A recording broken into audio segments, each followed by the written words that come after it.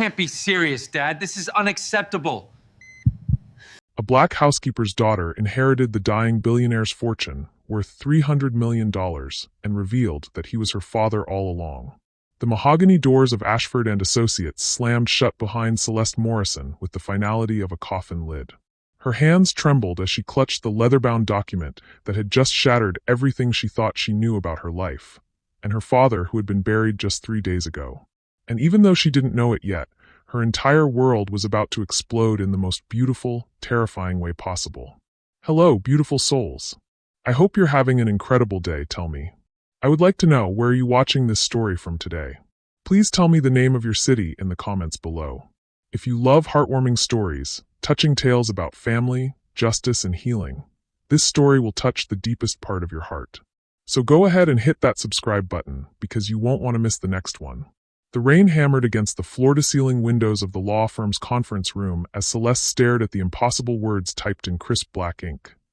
To my daughter, Celeste Morrison, born to Rosa Morrison on March 15, 1998, I leave the controlling interest in Ashford Enterprises, valued at approximately $300 million. Her breath caught in her throat. Daughter. Not the housekeeper's child. Not that girl.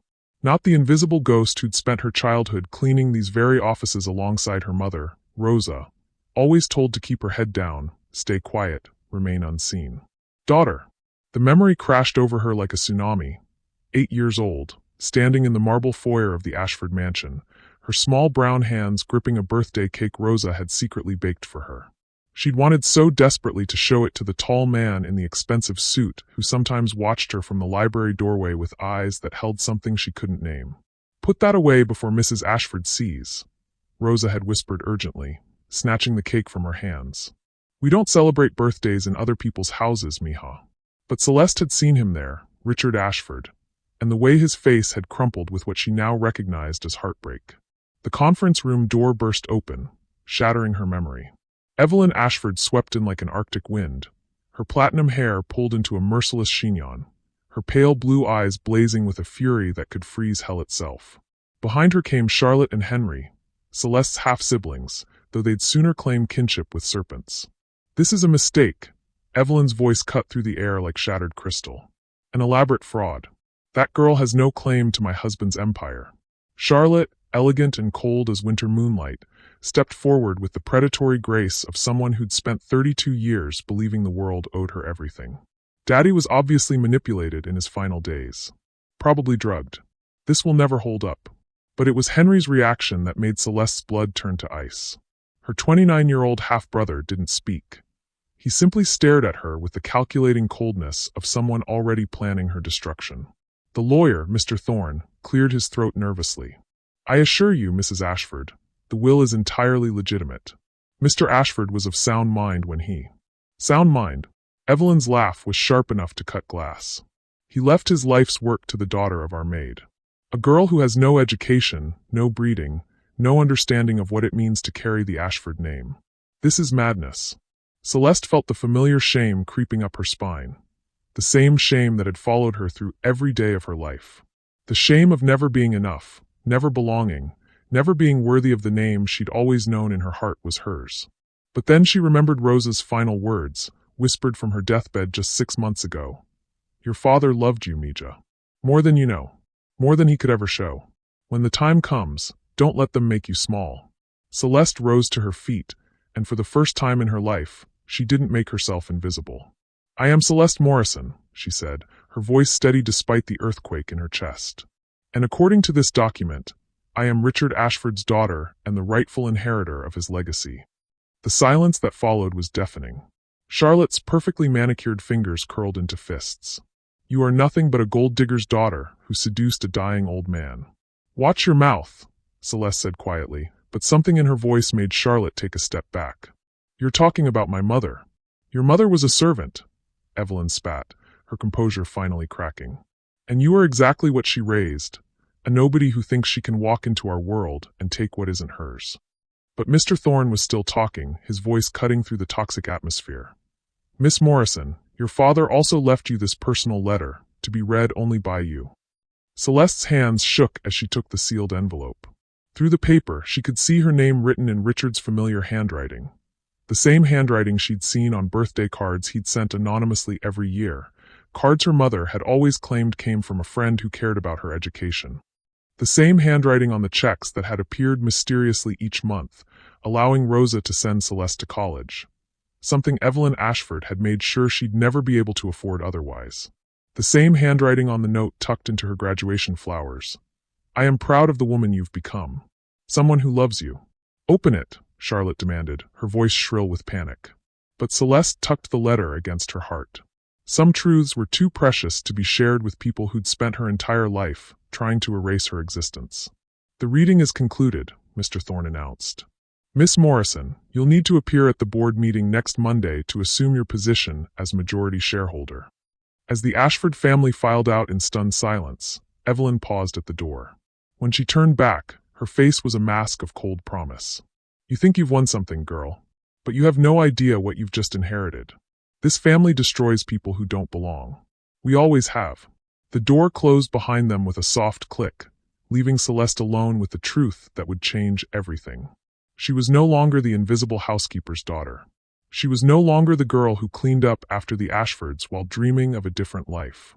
She was Celeste Morrison Ashford, daughter of Richard Ashford, inheritor of a $300 million empire. And she was about to discover that some inheritances come with a price that money could never measure. The letter in her hands felt warm, as if it held all the love her father had never been brave enough to give her while he lived. But as she looked out at the storm raging beyond the windows, Celeste couldn't shake the feeling that the real tempest was just beginning. What secrets had Richard Ashford taken to his grave? What had he known about his family that made him choose a daughter they'd spent decades pretending didn't exist? And most terrifying of all, what lengths would the Ashfords go to reclaim what they believed was rightfully theirs? The war for her father's legacy was about to begin, and Celeste was no longer fighting just for money or power. She was fighting for the right to exist in a world that had spent 26 years trying to erase her completely. Celeste's tiny studio apartment in East Oakland felt even smaller when she returned home that evening, the weight of $300 million pressing down on her shoulders like a lead blanket. The peeling wallpaper and second-hand furniture that had never bothered her before now seemed to mock the impossible reality of her inheritance. She sat on her mother's old rocking chair, the only piece of furniture Rosa had brought from the Ashford mansion when they'd been cast out 18 years ago, and finally opened her father's letter with trembling fingers. My dearest Celeste, if you're reading this, then you know the truth I was too cowardly to tell you while I lived. You are my daughter, my pride, my greatest regret, and my deepest love. Your mother, Rosa, was not just the woman who kept my house clean. She was the woman who kept my soul alive. When I met her, I was already trapped in a marriage as cold as winter stone, bound by family expectations and business alliances. But Rosa had a laugh that could make flowers bloom in December, and a heart so pure it made me want to be worthy of her love. I failed her. I failed you. When Evelyn discovered our relationship, she made it clear that my choice was between you and everything my family had built. I chose cowardice, and I have regretted it every day since. But I never stopped loving you, my precious child.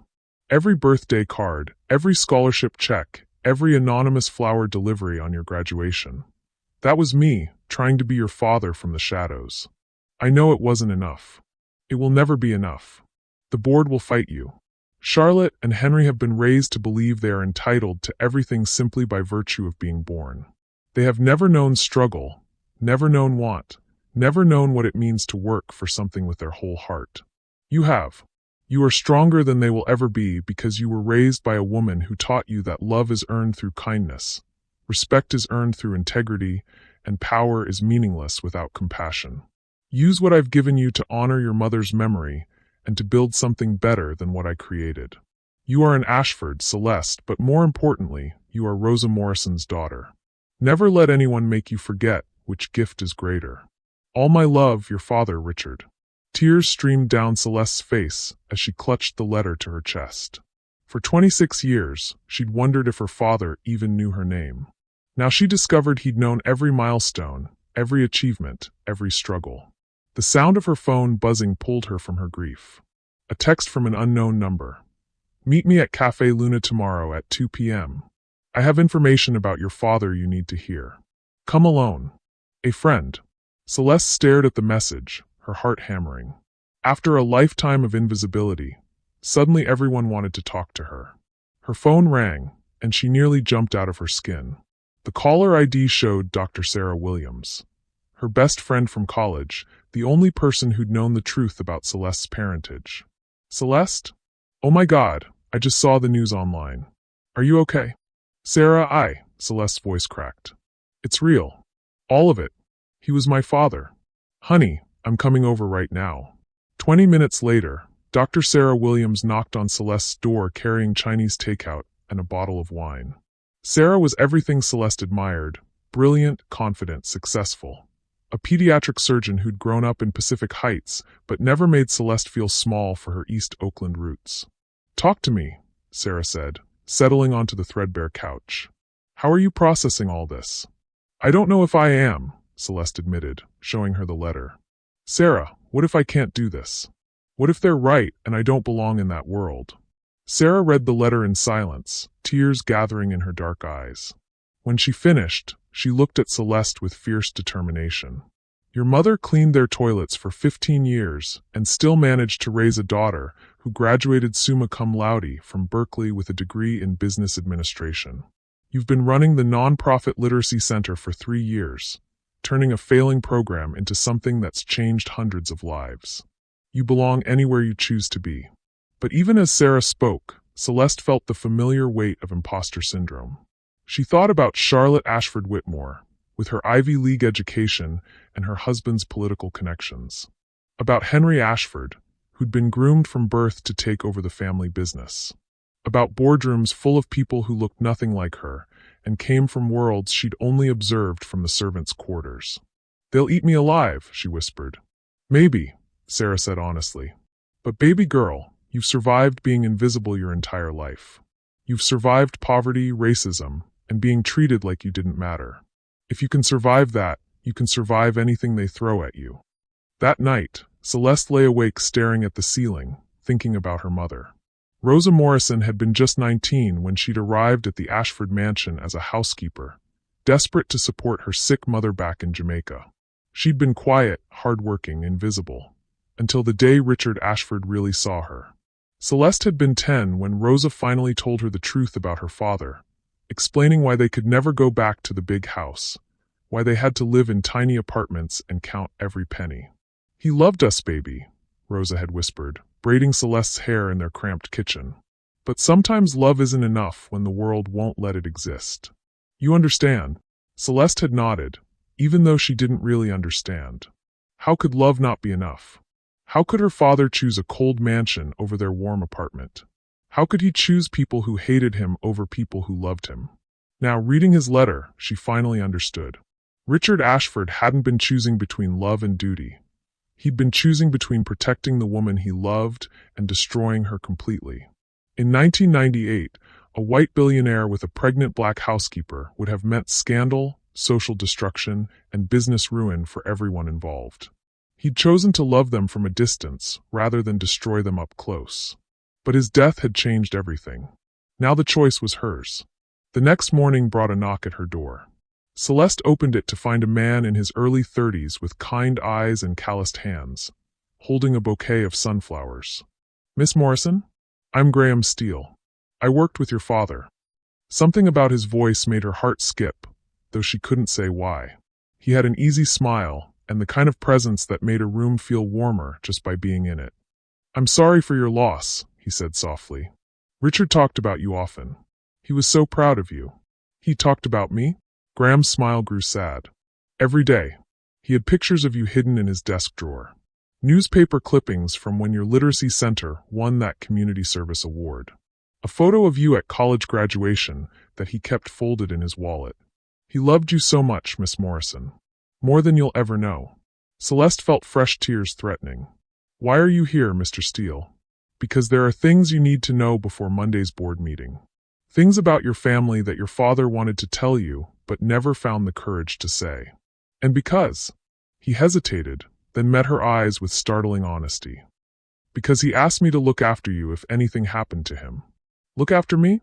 He knew they'd try to destroy you. Charlotte, Henry, Evelyn, They're not just fighting for money, Miss Morrison. They're fighting for control of everything your father built, and they'll do anything to keep it. Richard wanted to make sure you had someone in your corner who understood how dangerous they can be. Celeste studied Graham's face, searching for signs of deception. But all she saw was genuine concern and something else, a warmth that reminded her of summer afternoons and her mother's laughter. "The text message," she said suddenly. "Was that you?" "What text message?" Celeste showed him the mysterious message about meeting at Café Luna. Graham's expression darkened. "That wasn't me. Miss Morrison, I need you to promise me something. Don't meet anyone alone until we figure out who's watching you. Your inheritance has made you enemies you don't even know about yet." As Graham spoke, Celeste felt the ground shifting beneath her feet once again. She'd spent her entire life being invisible, irrelevant, safe in her smallness. But now she was Celeste Morrison Ashford, inheritor of an empire, target of a family's rage, and apparently someone worth watching. For the first time since leaving the lawyer's office, she felt a spark of something other than fear. She felt the stirring of her own power. "Mr. Steele," she said, standing a little straighter, "I think it's time I learned exactly what I've inherited, and who's trying to take it away from me." Graham's answering smile was bright as sunlight. "Yes, ma'am. I think it's time you met the real Ashford family." As he spoke, Celeste realized that her father's legacy wasn't just money or business holdings. He'd left her something far more valuable. Allies she didn't know existed, secrets that could change everything, and the chance to finally step out of the shadows and claim the life that had always been rightfully hers. But first, she had to survive long enough to claim it. Monday morning arrived like Judgment Day. Celeste stood before the towering glass monument of Ashford Tower, watching executives in $1,000 suits stream through the revolving doors like well-dressed sharks, scenting blood in the water. Her reflection stared back at her from the polished surface. A young black woman in her mother's best dress, clutching a briefcase that contained her father's will and a lifetime of dreams she'd never dared voice. Graham appeared beside her as if summoned by her terror. "You don't have to go in there alone," he said quietly. "Yes, I do." Celeste squared her shoulders. "My mother faced this family alone for 15 years. Surely I can face them for one morning." The elevator ride to the 40th floor felt like ascending to her own execution. When the doors opened, she stepped into a world of marble and mahogany, oil paintings worth more than most people's houses, and air so thick with old money she could taste it. The boardroom doors stood open like the gates to a battlefield. Inside, 23 faces turned toward her, all white, all male except for Charlotte and Evelyn, all wearing expressions that ranged from curiosity to barely concealed hostility. At the head of the massive mahogany table sat Evelyn Ashford, draped in black like a queen in mourning, flanked by her children like generals preparing for war. "How interesting." Evelyn's voice could have frozen fire. "The help has arrived." Celeste felt every eye in the room dissecting her, cataloging her thrift store clothes, her nervous hands, her audacity in existing. But then she remembered her father's words. "You are stronger than they will ever be because you were raised by a woman who taught you that respect is earned through integrity." She walked to the empty chair at the foot of the table, the only seat left, and sat down with as much dignity as she could muster. "I am Celeste Morrison," she said, her voice carrying further than she'd expected. "And according to my father's will, I am now the majority shareholder of Ashford Enterprises." The silence that followed was deafening. Then Charlotte laughed, a sound like crystal shattering on stone. "Daddy's little charity case thinks she can waltz in here and play businesswoman. How precious." "Miss Morrison," interrupted a silver-haired man at Evelyn's right. "I'm James Whitmore, Charlotte's husband and the current CEO. Perhaps we should start with a reality check. Do you have any idea what this company actually does?" Heat flooded Celeste's cheeks, but she lifted her chin. Ashford Enterprises is a diversified holding company with interests in real estate development, technology investments, and hospitality management. Annual revenue last year was $1.2 billion. Your largest properties include the Ashford Resort chain and the downtown revitalization project that's been stalled for 2 years due to community opposition. The shocked silence that followed was more satisfying than applause. "I've been watching this company my entire life," Celeste continued, her confidence growing. I know about the Elmwood project that's been bleeding money because you're trying to gentrify a neighborhood without engaging the community. I know about the failed hotel acquisition in Miami because nobody bothered to research the environmental concerns. And I know this board has been making the same mistakes for 5 years because you refuse to adapt to changing markets. James Whitmore's face had turned an interesting shade of purple. Miss Morrison, with respect, reading articles online doesn't qualify you to. She's right. Every head turned toward the voice. At the far end of the table sat an elderly black man Celeste hadn't noticed before. Distinguished, impeccably dressed, with eyes that held decades of hard-won wisdom. "Excuse me, Marcus?" Evelyn's voice was sharp with warning. "My name is Theodore Douglas," the man said, speaking directly to Celeste. "I've been on this board for 27 years, and I was Richard's closest friend. Everything you just said is accurate. This board has been making costly mistakes because we've become insular, out of touch with the communities we claim to serve." Evelyn's composure finally cracked. "Theodore, you cannot possibly support." "Richard knew what he was doing," Theodore continued, his voice cutting through her protest. "He chose Celeste not despite her background, but because of it. She understands communities this board has never bothered to engage with. She has a master's degree in nonprofit management and has successfully run a community organization that serves the same demographic this company has been failing to reach." Celeste stared at Theodore in shock. She'd never mentioned her master's degree. Few people knew about the night classes she'd taken while working full-time at the literacy center. Henry spoke for the first time, his voice cold and calculated. "Even if Miss Morrison has some educational credentials, she lacks the experience to run a billion-dollar corporation.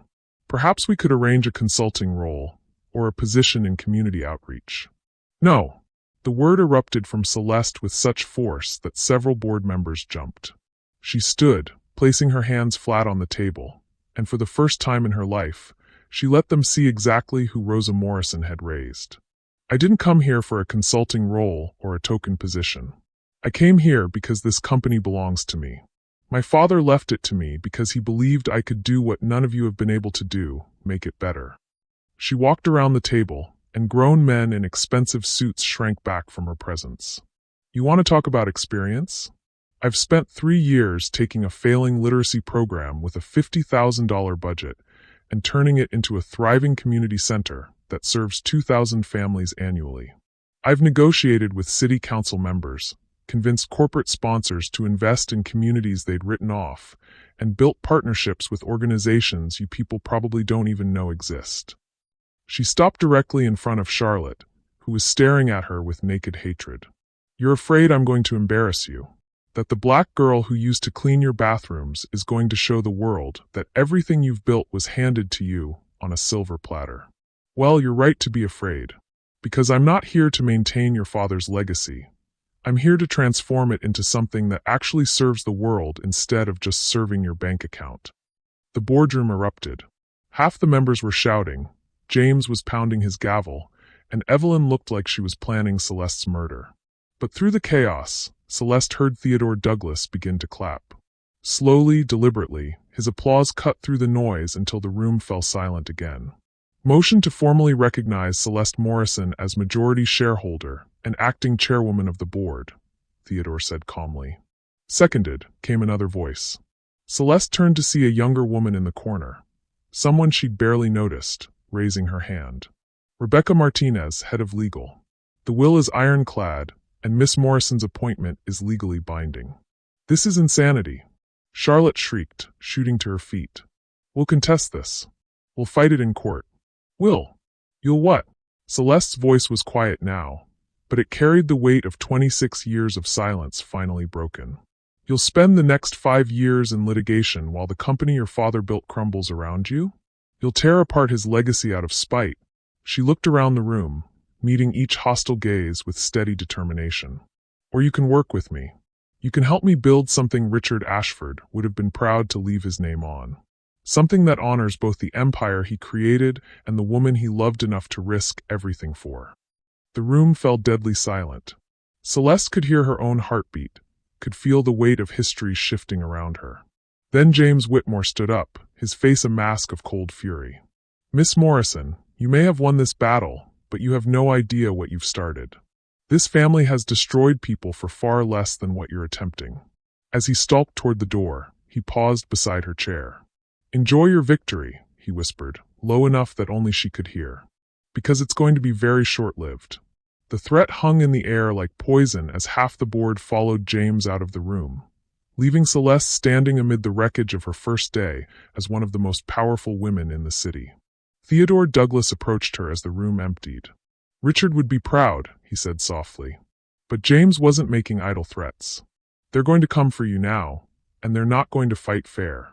Celeste nodded, surprising herself with how calm she felt. "Let them come. I'm not the scared little girl who used to hide in the servants' quarters anymore." But as she gathered her things and prepared to leave, she caught sight of her reflection in the boardroom's floor-to-ceiling windows. For just a moment, she saw not the powerful woman she'd become, but the 8-year-old child who'd watched her mother pack their entire life into 2 suitcases after Evelyn Ashford had discovered the truth. She'd won today's battle, but the war for her father's legacy and her own survival was just beginning. And somewhere in the depths of Ashford Tower, forces were already moving against her, planning her destruction with the methodical precision of people who'd spent lifetimes believing that power was their birthright, and anyone who challenged that belief deserved to be crushed. The real fight hadn't even started yet. 3 weeks into her new life as Celeste Morrison Ashford, chairwoman of a billion-dollar empire, Celeste discovered that power came with a price she'd never imagined. Her tiny Oakland apartment had become a fortress surrounded by paparazzi. Her phone buzzed constantly with interview requests, and everywhere she went, she felt the weight of 1,000 watching eyes. But it was the subtle warfare that truly unnerved her. "Another resignation," Graham announced, entering her temporary office with a stack of papers that seemed to grow thicker each day. "That makes 12 department heads in 3 weeks." Celeste looked up from the community development proposals she'd been reviewing. Her plan to transform Ashford Enterprises from a gentrification machine into a force for genuine neighborhood revitalization. "Let me guess, they're all taking better opportunities with competitors?" Graham's jaw tightened. "James Whitmore's been busy. Word is, anyone who stays loyal to you will be blacklisted from every major company in the city." The systematic dismantling of her support system was Charlotte's signature move, elegant, vicious, and nearly impossible to prove. Every morning brought new sabotage disguised as coincidence. Key files mysteriously vanished from servers. Meetings were scheduled without her knowledge, then canceled at the last minute to make her look incompetent. Suppliers suddenly demanded payment up front, citing concerns about leadership stability. "There's something else," Graham said, his voice carefully neutral. "I had coffee with my sister yesterday. She works at Channel 7. Celeste's stomach clenched. "What kind of something else?" "They're planning an exposé. Something about your mother and Richard's relationship. They have photographs." The room seemed to tilt around her. Celeste gripped the edge of her desk, thinking of Rosa's quiet dignity, her fierce pride despite their poverty. The idea of her mother's private pain becoming entertainment for strangers made her physically sick. "What kind of photographs?" Graham's expression was pained. "The kind that proved their affair. Rosa pregnant, leaving the mansion. Richard watching from a window. Sarah says they're planning to frame it as a scandal. Billionaire's secret baby mama claims his fortune." Celeste closed her eyes, feeling the familiar shame creeping up her spine. Even now, even with all her father's money and power, they could still reduce her to nothing more than an embarrassing secret. "When?" she whispered. "Tomorrow night. Prime time." The knock on her office door made them both jump. Rebecca Martinez entered, her usually composed demeanor cracked with urgency. "We have a problem," Rebecca announced. "Actually, we have several problems, but this one's immediate." "The Elmwood Community Center project?" Someone leaked the preliminary plans to the neighborhood association. Celeste's heart sank. The Elmwood project was supposed to be her first major initiative, transforming the stalled downtown development into affordable housing and community spaces. She'd spent weeks crafting a proposal that would benefit longtime residents instead of displacing them. "That should be good news," Graham said slowly. "The community wanted transparency." Rebecca shook her head grimly. "Someone altered the plans first. The version they received shows luxury condos, boutique shopping, and 0 affordable units. The neighborhood association is calling for protests. There's going to be a rally tonight at 7. They sabotaged my own project, Celeste breathed, understanding flooding through her. They made me look like everything I said I wouldn't be. It gets worse, Rebecca continued. Henry filed an emergency injunction this morning, claiming you're making reckless decisions that threaten company stability. The judge granted a hearing for Friday. If he rules against you, your authority could be suspended pending a full competency review. Celeste stared out her window at the Oakland neighborhood she'd grown up in, where people like her mother still struggled to pay rent while billionaires bought and sold their communities like game pieces. The Ashfords weren't just trying to destroy her. They were destroying everything she hoped to build. I have to go to that rally, she said suddenly. Absolutely not, Graham stepped forward, his protective instincts flaring. It's obviously a trap. They want you to show up so they can film you being shouted down by angry residents. Maybe. But if I don't show up, I look like a coward who hides behind lawyers and press releases. At least if I go, I can tell them the truth. Celeste, my mother spent 15 years invisible to protect me, she said, meeting his concerned gaze. I won't spend the rest of my life invisible to protect myself.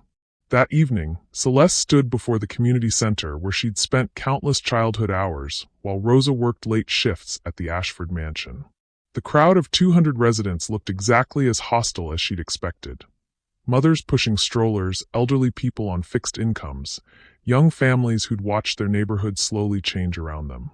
The organizer, a middle-aged Latina woman named Maria Santos, held up the falsified plans like evidence at a trial. This is what they think of us. Maria's voice carried across the parking lot. Luxury condos starting at $4,000 a month. Boutique coffee shops. Yoga studios. They want to erase us completely. The crowd's anger was palpable, and Celeste felt it like heat waves rising from concrete. These were her people, people like her mother, like herself before 3 weeks ago. People who'd been promised revitalization and received displacement instead. She stepped forward, and the crowd's roar gradually died to a murmur. My name is Celeste Morrison, she called out, her voice carrying clearly in the evening air. Some of you might know me as Rosa Morrison's daughter.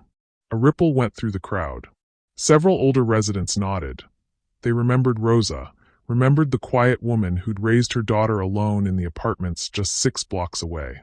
3 weeks ago, I inherited Ashford Enterprises. And the first thing I wanted to do was fix the Elmwood project, turn it into something that would serve this community instead of destroying it. She pulled out her real plans, the ones that had been hidden and altered. These are my actual proposals. 200 units of affordable housing, a community health clinic, a job training center, retail spaces reserved for local businesses at below-market rent. Maria Santos climbed onto a milk crate, studying the documents Celeste held up. How do we know these aren't fake too?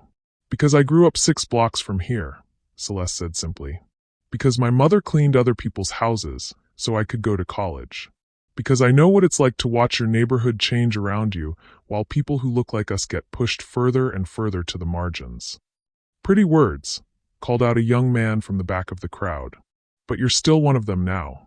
You've got their money, their power. Why should we trust you? It was the question she'd been asking herself for 3 weeks. Why should anyone trust her?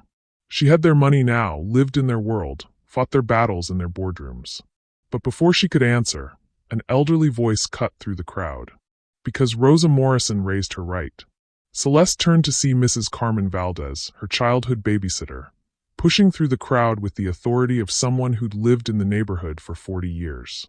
I watched this girl grow up, Mrs. Valdez announced to the crowd. Her mama worked 3 jobs to keep her in school. Celeste used to tutor kids right here in this parking lot when she was 15 years old.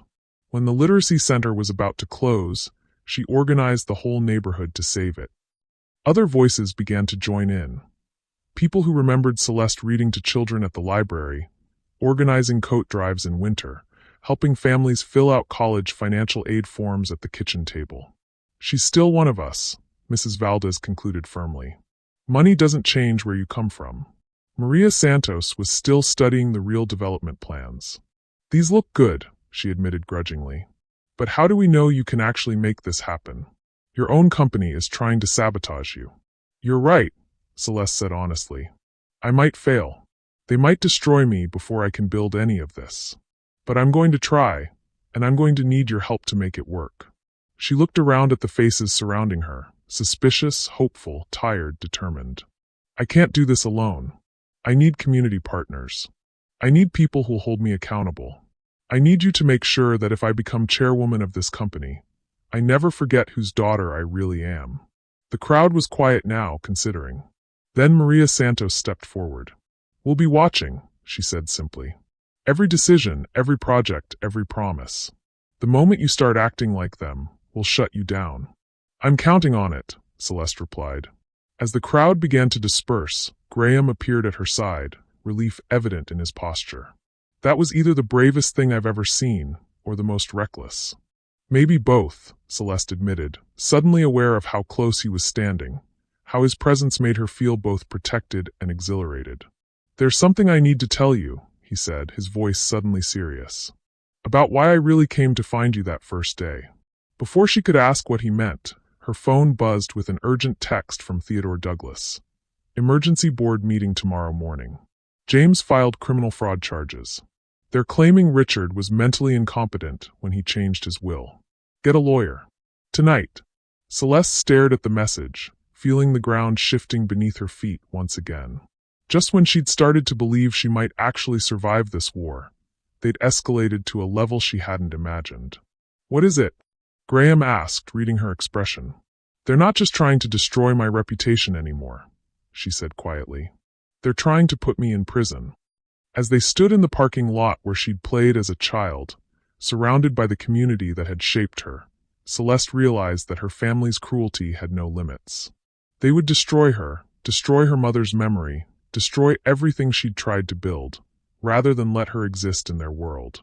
But for the first time since inheriting her father's legacy, she wasn't afraid. She was furious. And fury, she was discovering, was far more powerful than fear. The emergency board meeting felt like a tribunal. Celeste sat at the head of the mahogany table she'd claimed just weeks ago, but now it felt more like a defendant's chair than a throne. Criminal fraud charges. Mental incompetency claims. The weight of accusations designed to destroy not just her inheritance, but her freedom. James Whitmore entered the boardroom like a general savoring victory, flanked by two lawyers whose briefcases probably cost more than most people's cars. Behind them came Charlotte and Henry, their faces masks of righteous vindication. Ladies and gentlemen, James announced to the assembled board, I'm here to present evidence that Richard Ashford was suffering from dementia in his final months, making him vulnerable to manipulation by opportunistic individuals seeking to exploit his condition. He placed a manila folder on the table with theatrical precision. Medical records showing Richard's increasing confusion, prescription medications affecting his judgment, and testimony from staff about his erratic behavior in the weeks before his death. Celeste felt the blood drain from her face.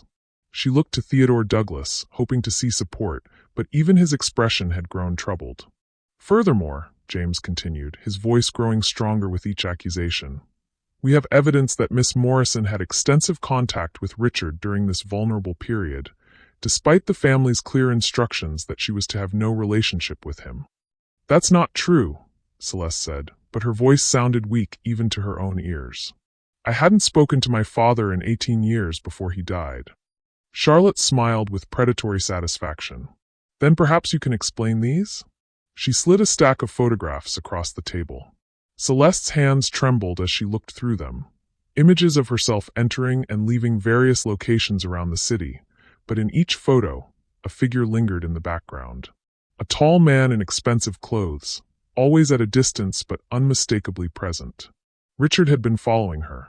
Our private investigator documented at least 47 instances over the past 2 years where Richard Ashford was observed watching Miss Morrison from a distance, Charlotte announced. Restaurants, her workplace, her apartment building, even her mother's funeral. The room fell silent except for the sound of Celeste's heart hammering against her ribs. She remembered now, the feeling of being watched, the glimpses of expensive cars that seemed out of place in her neighborhood, the flowers that appeared on Rosa's grave with no card attached. This establishes a pattern of obsessive behavior consistent with dementia-related fixations. One of James's lawyers interjected smoothly. Mr. Ashford became convinced that this young woman was his daughter and began planning to leave her his estate based on delusions rather than reality. "But I am his daughter," Celeste whispered, though doubt was creeping into her voice like poison. Henry spoke for the first time, his tone almost gentle. "Celeste, we've had DNA tests run on samples from Richard's personal effects. We know you believe what you're saying, but—" "The tests came back negative," Charlotte finished with false sympathy. "There's no biological relationship between you and our father. We're sorry. We know this must be devastating." The world tilted sideways. Celeste gripped the edge of the table, feeling like she was falling through empty space. Not his daughter. Not an Ashford. Not anything except the delusional beneficiary of a sick old man's confused generosity. "That's impossible," she breathed. "He wrote me letters, he knew details about my life." "Details any private investigator could have discovered," James said firmly. "Richard became obsessed with you after your mother's death, convinced himself he was your father, and changed his will accordingly. It's a textbook case of dementia-induced false beliefs." Theodore Douglas was staring at the DNA results with a frown that carved deep lines in his weathered face. "These tests, when were they conducted?" "Last week," Charlotte replied. "We used hair samples from Richard's brush." "And where did you have them processed?" "Whitmore Genetics," Henry answered. "James's brother-in-law owns the lab." The frown on Theodore's face deepened, but before he could speak, Rebecca Martinez burst through the boardroom doors, her usually perfect composure completely shattered. "Stop," she gasped, clutching a thick manila envelope to her chest. "Before you say another word, everyone needs to see this." James stood up, his face flushing with anger. "This meeting is closed to." "I'm still the head of legal for this company," Rebecca snapped, "and I've just discovered information that changes everything." She turned to Celeste, her eyes bright with something between fury and vindication.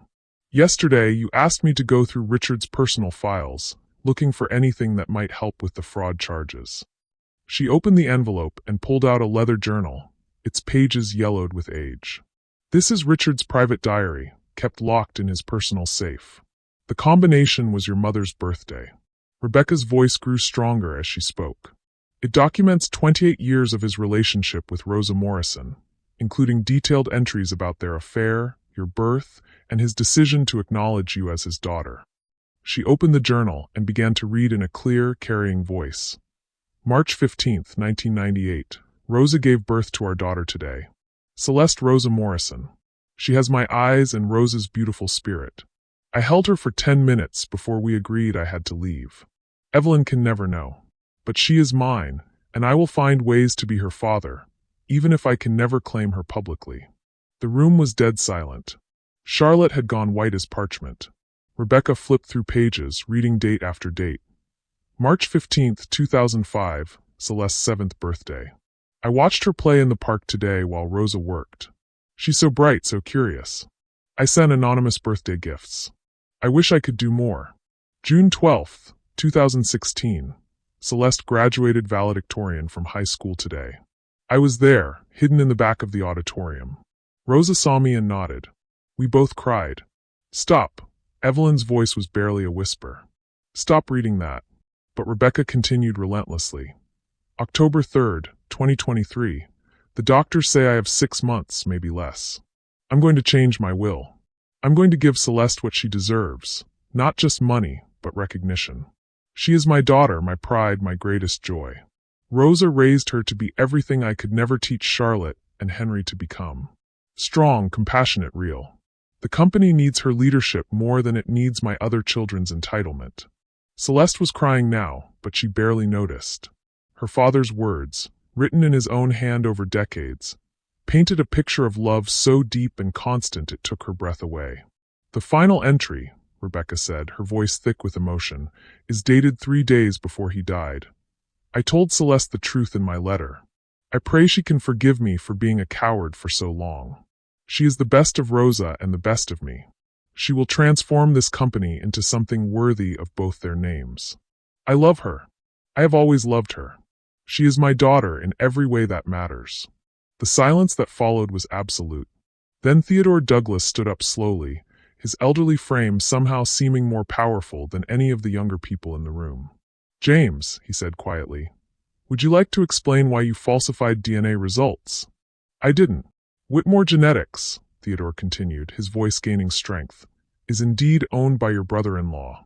But it's also been under investigation by the State Medical Board for falsifying paternity tests in custody cases. The investigation was sealed, but I have friends in the Attorney General's office." He turned to face the entire room. "Richard Ashford was my closest friend for 30 years. I knew about Celeste from the day she was born. I knew about the anonymous support, the secret pride, the agony of loving a daughter he could never publicly claim. He wasn't suffering from dementia. He was suffering from regret. And in his final months, he found the courage to right a wrong that had haunted him for 26 years. Graham, who had been sitting silently near the back of the room, suddenly stood up. His face was pale but determined. "There's something else you all need to know," he said, his voice carrying clearly across the stunned room. "Something I should have told Celeste weeks ago." He looked directly at her, and she saw something in his eyes that made her heart skip. Fear, love, and a truth he'd been carrying like a burden. "My full name is Graham Douglas Steele. Theodore is my grandfather. And Richard Ashford didn't just ask me to protect you, Celeste. He asked me to help you discover the truth about more than just your inheritance." Graham pulled out a small velvet box from his jacket pocket, and Celeste's breath caught in her throat. "3 months before he died, your father asked me to give this to you when the time was right. It belonged to your mother." Inside the box was a simple gold ring set with a small diamond. Nothing extravagant, but clearly precious. Celeste recognized it immediately from photographs of her parents' brief, secret happiness. "He bought this for Rosa when she was pregnant with you," Graham said softly. "He wanted to marry her, but the world wouldn't let him. He kept it all these years, hoping someday he could give it to you as proof of how much he loved you both." As Celeste held the ring that represented her parents' impossible love, she realized that everything had changed. Not just the legal battle, not just the inheritance, but the entire foundation of who she believed herself to be. She wasn't the unwanted daughter of a forbidden affair. She was the cherished child of a love story that had endured despite every obstacle the world could throw at it. And the man sitting across from her, the man who'd appeared at her door with sunflowers and kind eyes, wasn't just her father's employee sent to protect her. He was the grandson of her father's best friend, raised to understand the weight of family secrets and the power of hidden love. As she looked around the boardroom at the faces staring back at her, some hostile, some shocked, some ashamed, Celeste realized that the real revelation wasn't about DNA or medical records or falsified evidence. It was about the truth her father had been trying to tell her all along. Love doesn't always look like what the world expects it to look like, but it endures, it grows, and it ultimately transforms everything it touches. The war for her inheritance was far from over, but now she knew she wasn't fighting alone. She had her father's words, her grandfather's wisdom, and something she'd never expected to find in the middle of a family battlefield. She had Graham, and the beginning of a love story that might just be as powerful as the one that had created her. The victory in the boardroom lasted exactly 18 hours. Celeste woke the next morning to find her apartment surrounded by news vans and reporters shoving microphones toward anyone brave enough to approach her building. The headlines screamed from every screen. Housekeeper's daughter forges diary to steal fortune, and Ashford family fights elaborate inheritance scam. "They're saying the diary is fake," Sarah reported from Celeste's kitchen, her voice tight with barely controlled rage. Charlotte gave an interview to Channel 7 claiming Richard's handwriting was forged by professional con artists. Celeste sat on her couch, still wearing yesterday's clothes, staring at the chaos outside her window. How can they say it's forged? Theodore authenticated it. Rebecca found it in Richard's personal safe. They're saying Theodore is senile and Rebecca was bribed. Sarah's hands clenched into fists. They've hired 3 handwriting experts who all claim the diary entries show clear signs of forgery and anachronistic inconsistencies. The phone rang, making both women jump. Sarah answered, then handed it to Celeste with a grimace. "Miss Morrison?" The voice was crisp, professional, terrifying. "This is Detective Rodriguez with the San Francisco Police Department. We need to speak with you regarding charges of fraud, document forgery, and conspiracy to commit theft. Can you come to the station this morning? Celeste's hands began to shake. Am I being arrested? Not at this time. We're hoping you'll cooperate voluntarily. After she hung up, the apartment fell into crushing silence. Through the walls, she could hear her neighbor's television broadcasting the story of her supposed crimes to the world. Graham arrived 20 minutes later, pushing through the media circus with the determined efficiency of someone who'd clearly done this before. But when he saw Celeste's face, his composure cracked. "We're going to fight this," he said immediately, pulling her into his arms. "Every lie, every accusation, every—" "Graham, stop." Celeste pulled away from his embrace, and the loss of his warmth made her feel even more alone. "They're going to destroy you too if you keep helping me." "I don't care." "Well, I do." She walked to the window, looking down at the reporters who'd turned her quiet street into a battlefield. "Look what I've brought into your life. Look what I've brought into everyone's life. Maybe they're right. Maybe I should never have tried to claim what wasn't mine." "Celeste, my mother knew," she whispered, pressing her forehead against the cool glass. "She knew what would happen if I ever tried to be in Ashford. She knew they would destroy me. That's why she never told me the whole truth, why she never encouraged me to reach for more. She was protecting me from this." Graham moved behind her, close enough that she could feel his warmth without touching her. "Your mother also raised you to be strong enough to survive anything. She didn't protect you from the world, she prepared you to change it." Before Celeste could respond, her phone buzzed with a text from Rebecca Martinez. "Emergency. They've frozen all company accounts pending criminal investigation. Board voted to suspend your authority." "I'm sorry." The second blow came an hour later, delivered by Theodore Douglas himself in person. The elderly man climbed the 3 flights to her apartment, breathing heavily, his face etched with defeat. "They've had me removed from the board," he announced without preamble. 40 years of service, and they voted me out for compromised judgment and potential complicity in fraud." Celeste felt something inside her chest crack. "Theodore, I'm so sorry. You never should have. Don't you dare apologize." His voice carried the authority of decades in boardrooms, but underneath it, she heard exhaustion. "They're scared, Celeste. Terrified of what you represent. But they're also more powerful than we anticipated." He sat heavily on her second-hand sofa, suddenly looking every one of his 78 years. "James has convinced the judge to freeze the estate pending a full investigation. All assets, all accounts, everything. You can't access Richard's money to hire proper legal representation." "How long?" Graham asked quietly. "Could be months. Maybe years." Theodore's shoulders sagged. "And there's more. They're claiming Graham was part of the conspiracy from the beginning. That I sent him to manipulate you into trusting the family that supposedly raised him to participate in this fraud." Celeste looked at Graham, seeing the pain in his eyes as he realized what this meant. Not just for their fight, but for any chance at the relationship that had been growing between them. "They're going to paint you as a naive victim and me as a predator," Graham said quietly. "Every moment we've shared, every feeling between us, they'll twist it into evidence of manipulation." The third blow came that afternoon, delivered by Maria Santos from the Elmwood Community Center. The woman who'd stood up for Celeste at the rally now stood in her doorway with tears of disappointment in her eyes. "The neighborhood association voted," Maria said, her voice heavy with regret. "We can't support the development project anymore. Too much controversy. People are afraid that if we're associated with you, we'll get dragged into this legal mess." Celeste nodded, understanding but feeling each word like a physical blow. "I don't blame them." "I do," Maria said fiercely.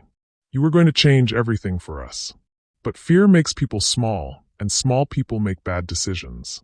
After Maria left, Celeste sat alone in her apartment as the afternoon light faded to evening. Sarah had gone home to avoid being photographed entering the building.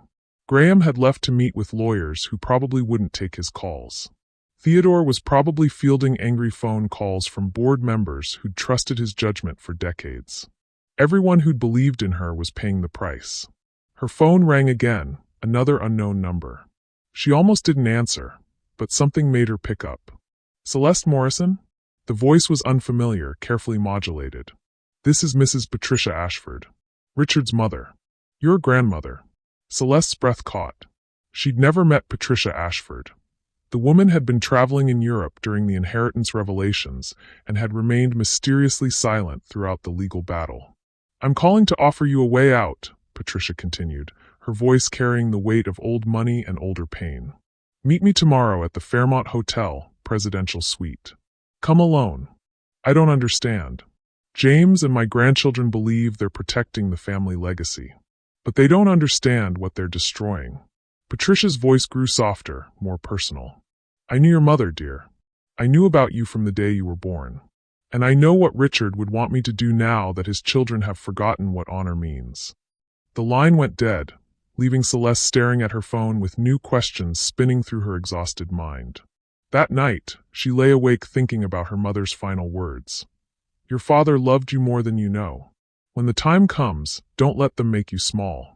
But Rosa had also said something else in those last days, something Celeste had forgotten until now. "Some battles aren't worth fighting, Mija.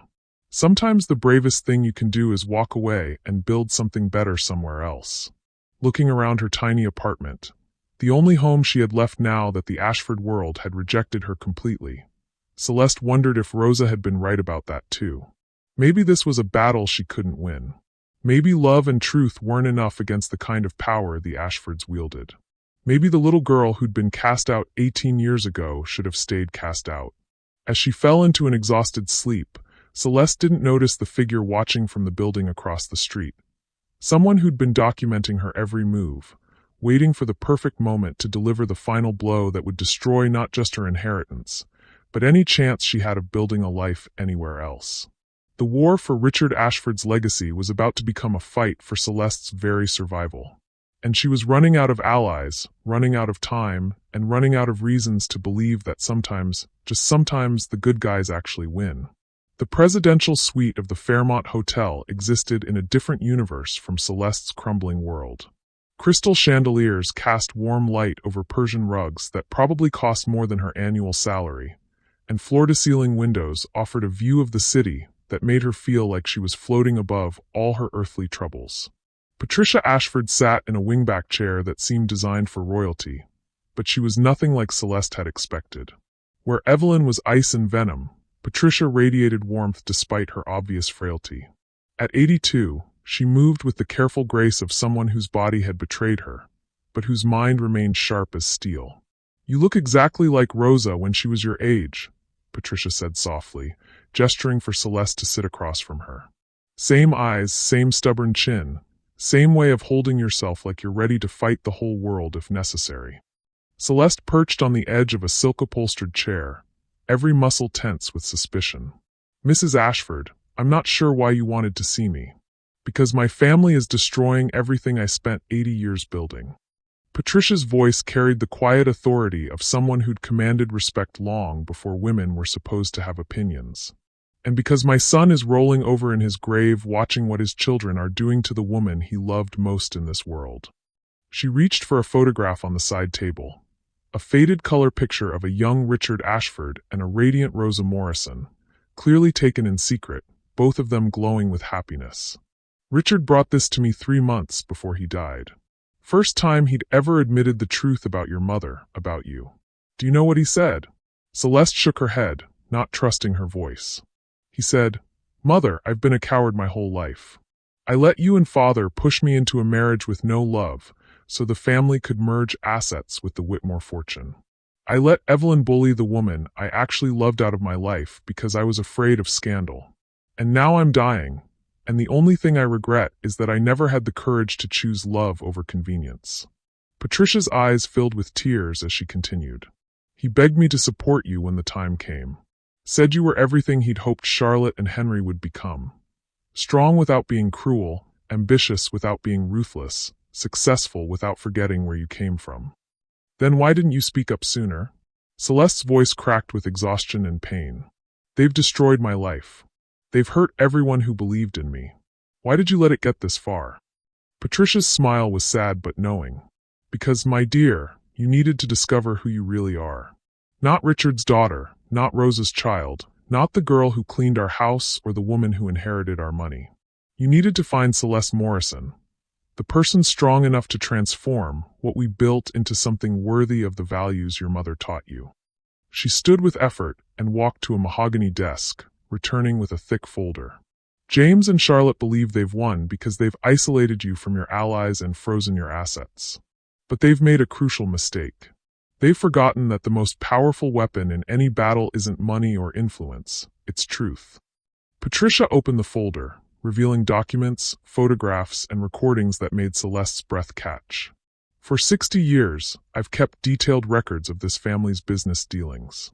Every bribe, every threat, every illegal maneuver used to build and protect the Ashford fortune, including evidence that James Whitmore has been embezzling from company accounts for the past 3 years, and that Charlotte has been using insider information to manipulate stock prices.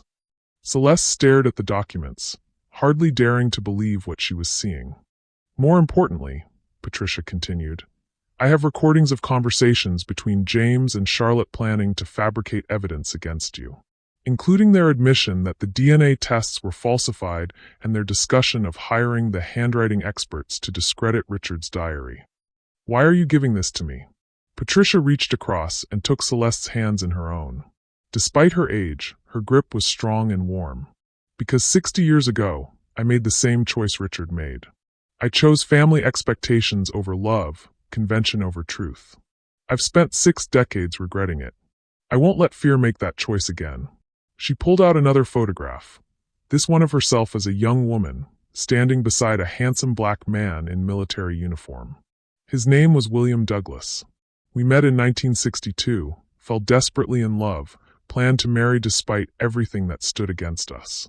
But my parents threatened to disown me, society said it was impossible, and I chose safety over love. He died in Vietnam 2 years later, never knowing I carried his child for 3 months before losing the baby. Celeste's eyes widened in recognition. Douglas. Like Theodore. Like Graham.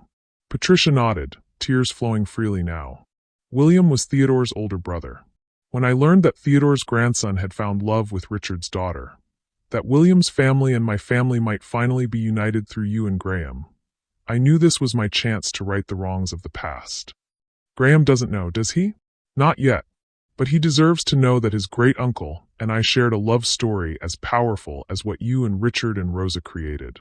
And you both deserve to know that love doesn't weaken with time. It grows stronger, more determined, more willing to fight for what matters. As if summoned by their conversation, a knock came at the suite door. Patricia smiled through her tears. I took the liberty of inviting some people you need to see. The door opened to reveal Graham, followed by Sarah, Theodore, Rebecca, and, to Celeste's complete shock, Maria Santos from the Elmwood Community Center. Mrs. Ashford called us all this morning, Sarah explained, moving quickly to Celeste's side. Told us it was time to stop letting fear dictate our choices. Graham approached slowly, his eyes full of everything he'd wanted to say for days, but couldn't risk expressing. I know what they're saying about us, about my motivations for helping you. But I need you to know something, and I need everyone here to witness it. He dropped to one knee in the middle of the elegant suite, pulling out the small velvet box that contained Rosa's ring. Celeste Morrison, I didn't fall in love with Richard Ashford's daughter or the heir to a fortune. I fell in love with the woman who spent her Saturday mornings reading to children at the library. I fell in love with the person who turned a failing literacy center into a community lifeline.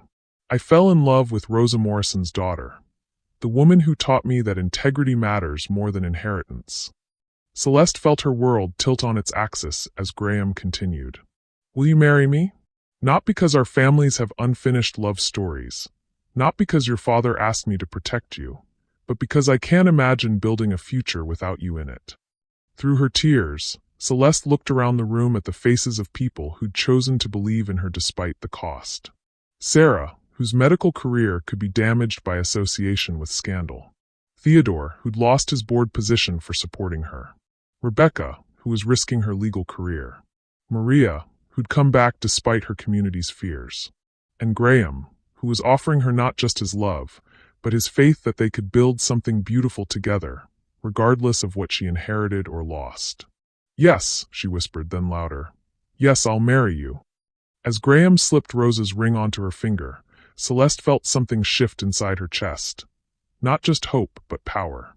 Not the power of money or position, but the power of people who chose to stand together against forces designed to tear them apart. Patricia clapped her hands together with delight. Now then, let's discuss how we're going to destroy my grandchildren's little conspiracy and give Richard's company to someone who actually deserves it. Theodore was studying the evidence Patricia had provided, his legal mind already calculating strategies. With these recordings and financial documents, we can not only clear Celeste's name, but have James and Charlotte arrested for fraud, conspiracy, and embezzlement. The community is ready to support you again, Maria added firmly. Fear made us step back, but love is making us step forward. The Elmwood Project is back on if you want it. Rebecca was already pulling out her phone. I'm calling the district attorney. With this evidence, they'll drop all charges against Celeste and file new ones against the real criminals. As the people she loved most in the world began planning their counterattack, Celeste realized that the darkest hour had been necessary. She'd needed to lose everything, the money, the recognition, the external validation, to discover what she truly possessed. She had integrity inherited from her mother, love stories that spanned generations, friends who valued truth over convenience, and a man who saw her worth regardless of her bank account. Most importantly, she had the strength to fight not just for herself, but for the kind of world Rosa Morrison had dreamed of. One where love conquered fear, where justice mattered more than comfort, and where a housekeeper's daughter could transform a billionaire's legacy into something that actually served the people who needed it most. The war for Richard Ashford's fortune was about to become something much more powerful. A battle for the kind of future that honored both the love that had created her and the love that would sustain her. And for the first time since this whole journey began, Celeste knew with absolute certainty that they were going to win. The emergency board meeting was called for 9 a.m. sharp, but by 8:30, Ashford Tower was already surrounded by news vans, federal agents, and a crowd of supporters from the Elmwood community holding signs that read "Truth over Greed" and "Rosa's daughter, our future." Celeste walked through the lobby flanked by Graham, Theodore, and Rebecca, but this time she wasn't the scared young woman who'd first entered this building 6 weeks ago. She wore her mother's best dress again, but now it felt like armor rather than a disguise. Rosa's ring caught the morning light as she pressed the elevator button, and she could swear she felt her parents' love surrounding her like a shield. "Are you ready for this?" Graham asked quietly as they ascended to the 40th floor. Celeste squeezed his hand. "I've been ready my whole life. I just didn't know it." The boardroom was packed beyond capacity. Not only were all the board members present, but federal agents sat in the back row, district attorney representatives flanked the exits, and media cameras captured every moment through the glass walls. At the head of the table, James Whitmore sat rigid with barely controlled panic, while Charlotte and Henry whispered furiously to their lawyers. Evelyn Ashford was notably absent. According to Rebecca's sources, she'd fled to her estate in the Hamptons the moment she learned about Patricia's evidence. Patricia herself entered last, moving slowly but with undeniable dignity. At 82, she commanded the room's attention as naturally as breathing. She took her seat at the head of the table, a position that had belonged to Ashford matriarchs for 3 generations, and the entire room fell silent.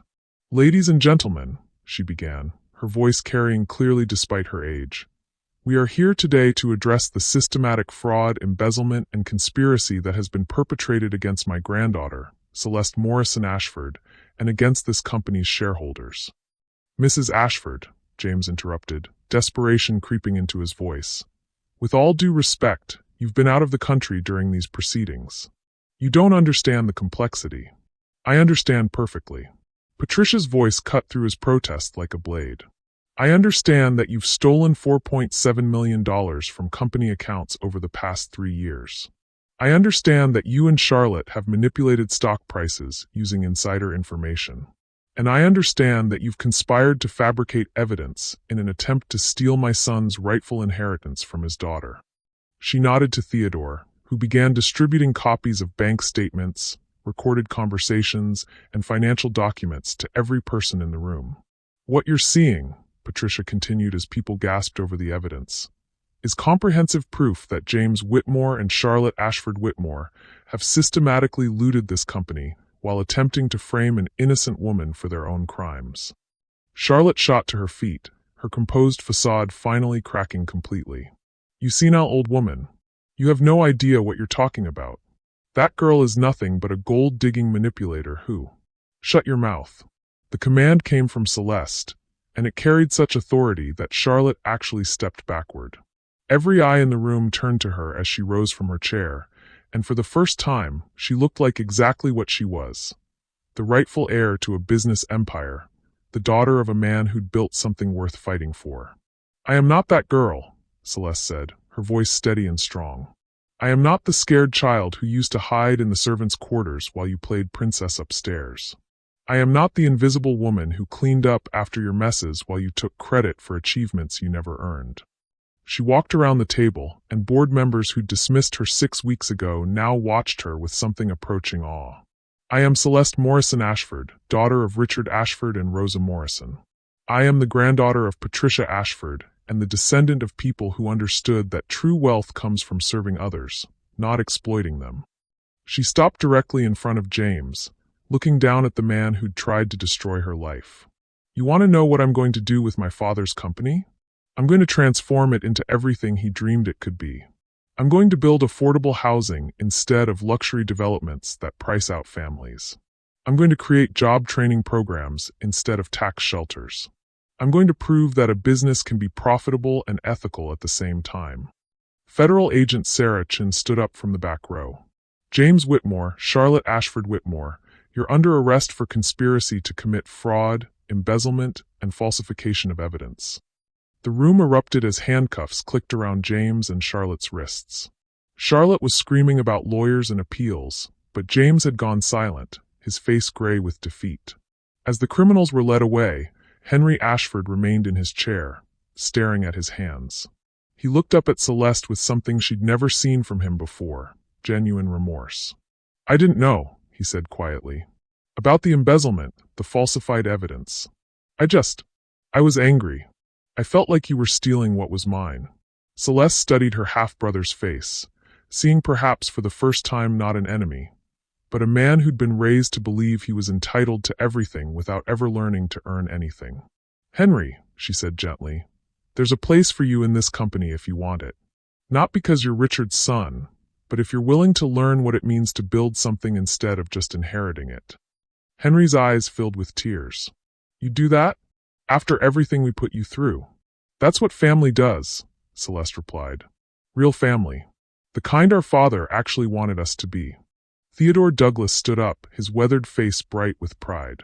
"I call for a vote to officially reinstate Celeste Morrison Ashford as chairwoman of the board and majority shareholder of Ashford Enterprises."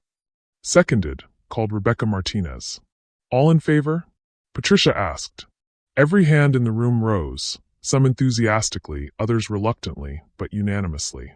As the meeting concluded and people began to file out, Graham appeared at Celeste's side. "So, Madam Chairwoman, what's your first official act?" Celeste looked out the floor-to-ceiling windows at the city spread below her. A city full of communities like Elmwood that needed champions, families like hers that deserved opportunities, love stories that deserved to flourish despite the obstacles. "My first act," she said, pulling him close, "is to announce that Ashford Enterprises is establishing the Rosa Morrison Foundation, dedicated to supporting single mothers, funding community development projects, and providing scholarships for first-generation college students." She turned to face Patricia, who was watching them with tears of joy in her ancient eyes. "My second act is to name Patricia Ashford as Chairman Emeritus, so she can help guide this company's transformation." "And your third act?" Graham asked, his eyes dancing with love and mischief. Celeste smiled, feeling her parents' presence in the sunlight streaming through the windows, feeling her mother's strength in her bones and her father's determination in her heart. "My third act is to marry the man I love and build a future that honors both the love that created me and the love that sustains me." As Graham lifted her off her feet and spun her around in the boardroom where she'd once felt so small and out of place, Celeste realized that this wasn't just the end of a battle for inheritance. It was the beginning of a love story that would transform not just their lives, but the lives of countless families who'd never expected a billionaire's daughter to remember where she came from. The girl who'd been cast out had come home not to reclaim what was taken from her, but to build something far better than anything that had existed before. And in the end, that was the most powerful inheritance of all. 6 months later, Celeste stood in the garden of the Ashford mansion, the same garden where she'd once played in secret while her mother worked inside.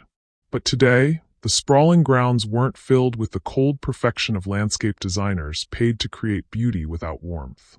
Instead, they bloomed with the laughter of families from the Elmwood community, children running between tables laden with food prepared by local restaurants, and the warm chaos of a celebration that actually meant something.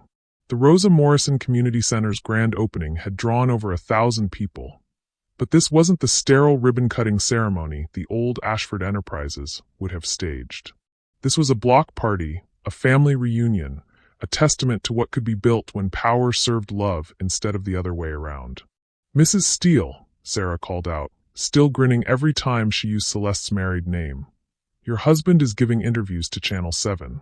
Something about the affordable housing project breaking ground next month." Celeste laughed, spotting Graham across the lawn surrounded by reporters and community leaders. 3 months of marriage had only deepened their connection, and watching him champion their shared vision with the same passion she felt made her heart flutter like a teenager's. "He's going to talk their ears off about sustainable development and community partnerships," she said fondly. "I better go rescue them." But before she could move, a small hand tugged at her dress. She looked down to see Sophia Santos, Maria's 8-year-old daughter, holding a crayon drawing. "Miss Celeste, I made this for you," Sophia announced proudly. The drawing showed 2 women standing in front of a big house, one with dark hair in a maid's uniform, one with curly hair in a pretty dress. At the bottom, in careful child's handwriting, "Rosa and Celeste, dreams come true." Celeste knelt down to Sophia's level, feeling tears threaten. "It's beautiful, sweetheart. Can you tell me about it?" "That's your mama," Sophia explained seriously, pointing to the figure in the uniform. "My mama says she cleaned houses so you could go to school. And that's you now, making dreams come true for families like mine." From across the garden, Maria Santos caught Celeste's eye and mouthed, "Thank you." The Elmwood development was already transforming the neighborhood, not through gentrification, but through genuine community investment that honored existing residents while creating opportunities for growth. "Miss Celeste," called out another voice. Mrs. Carmen Valdez, now 86 and still fierce as a hurricane, was approaching with a group of elderly neighbors who'd known Rosa. "We have something for you." They presented her with a photo album filled with pictures she'd never seen before. Rosa at community events, volunteering at the church, teaching ESL classes to other immigrant women. In every photo, her mother glowed with quiet pride and determined hope. "Your mama never talked about being sad," Mrs. Valdez explained. "She talked about building something better for you. She said you were going to change the world, and we should all live long enough to see it." Celeste clutched the album to her chest, feeling her mother's presence as strongly as if Rosa were standing right beside her. "She was right," came a voice from behind them. Celeste turned to see Patricia Ashford approaching slowly, leaning on an elegant walking cane, but with eyes bright with satisfaction. At 83, she'd become not just Celeste's grandmother, but her closest advisor and fiercest protector. "Patricia," Celeste said warmly, kissing the older woman's cheek. "Are you enjoying the party?" "I'm enjoying watching my granddaughter transform this family's legacy into something worthy of the name." Patricia's voice carried deep satisfaction. "Richard would be so proud. Not just of what you've accomplished, but of who you've become." They stood together watching the celebration. Former board members laughing with community activists, Theodore Douglas teaching children how to play chess under an oak tree, Rebecca Martinez deep in conversation with local business owners about microloans and startup funding. Even Henry was there, looking more relaxed than Celeste had ever seen him. After James and Charlotte's arrests, he'd quietly stepped into a project manager role, learning the business from the ground up instead of expecting to inherit leadership. He was currently helping elderly residents navigate the computer setup for the digital literacy program. "There's something I want to show you," Patricia said, pulling an envelope from her purse. "This arrived this morning." The letter was from the state governor, officially recognizing the Rosa Morrison Foundation's work in affordable housing and community development. But more than that, it was an invitation for Celeste to chair a statewide task force on economic inequality. The girl who was told she didn't belong is now being asked to help shape policy for the entire state, Patricia observed with a smile that held decades of satisfaction. Before Celeste could respond, the sound of clapping drew their attention to the small stage that had been set up near the rose garden. Graham was standing at the microphone, his face bright with love and pride. "I'd like to ask my wife to join me up here," he called out, his voice carrying across the suddenly quiet crowd. Celeste made her way through the gathering, accepting hugs and congratulations from people whose lives had been touched by the changes she'd set in motion. When she reached the stage, Graham took her hand and faced the crowd. "6 months ago, most of you didn't know who Celeste Morrison was," he began. "She was invisible, just like her mother before her, just like so many people in this community who work hard, love deeply, and deserve so much more than they're given." The crowd was completely silent now, hanging on every word. "Today, you know her as the woman who chose community over profit, who chose justice over convenience, who chose love over fear. But I know her as something even more important. The woman who taught me that real wealth isn't measured in dollars, but in the number of lives you touch and the amount of love you leave behind." He turned to face Celeste, his eyes bright with unshed tears and infinite tenderness. Rosa Morrison raised a daughter who would change not just her own world, but everyone else's world too. And Richard Ashford loved them both enough to make sure that change was possible. Graham gestured to the crowd, the community center, the transformed garden around them. "This is what inheritance really looks like. Not money passed from parent to child, but values, hope, and the courage to build something better than what came before."